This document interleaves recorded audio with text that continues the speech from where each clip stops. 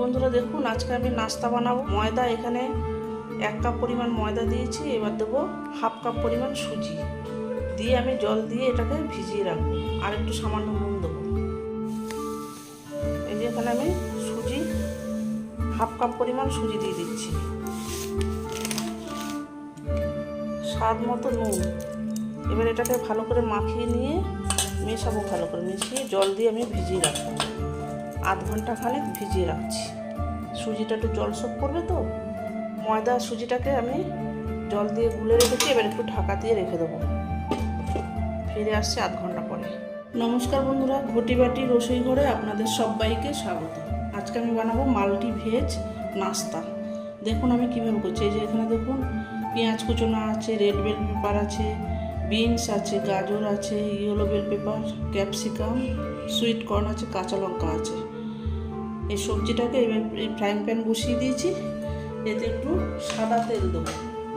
সাদা তেল দিয়ে এই সবজিটাকে একটুখানি আমি সতে করে নেব। প্রথমে দেবো একটু সর্ষে ফোড়ন,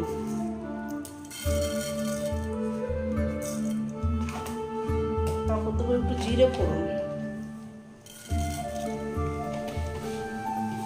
তারপর দেবো বাগান থেকে তোলা ফ্রেশ কারি পাতা।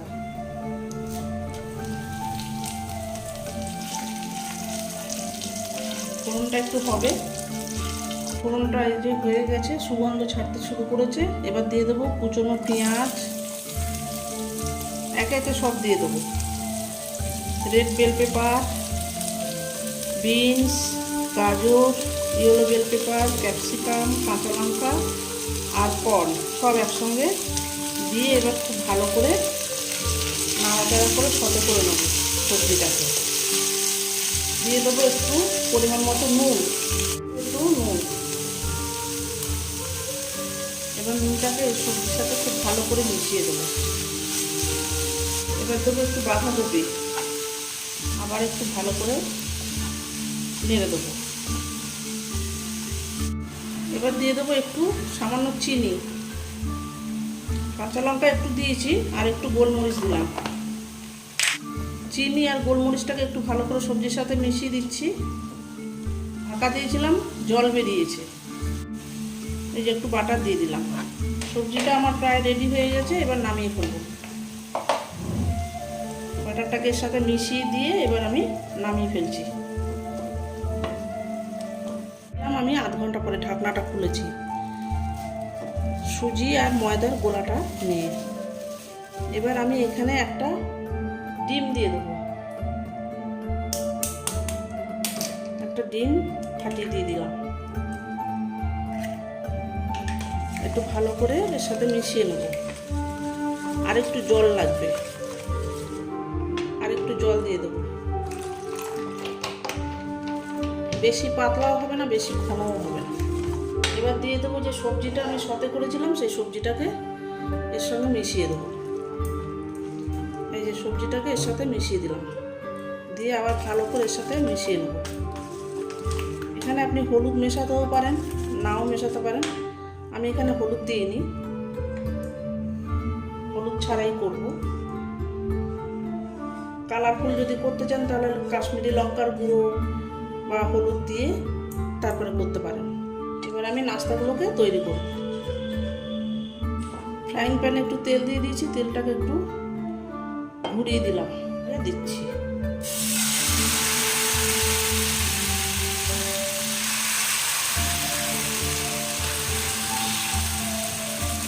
সবজি যারা খান না তারা এইভাবে করে খাবেন, বুঝতেই পারবেন না যে সবজি আছে।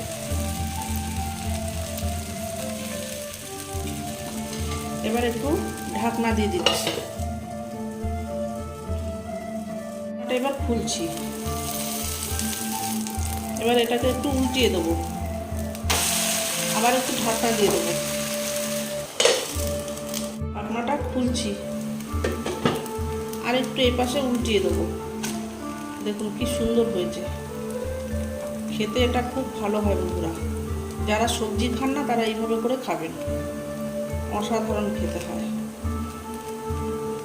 সকালের ব্রেকফাস্ট নামিয়ে নিচ্ছি। এবার এটাকে আবার আবার ওই একইভাবে দেব, একটু সামান্য তেল দেবো করে আবার বানাবো।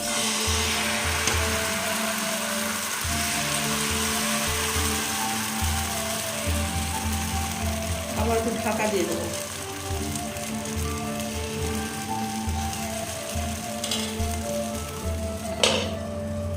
খুলছি,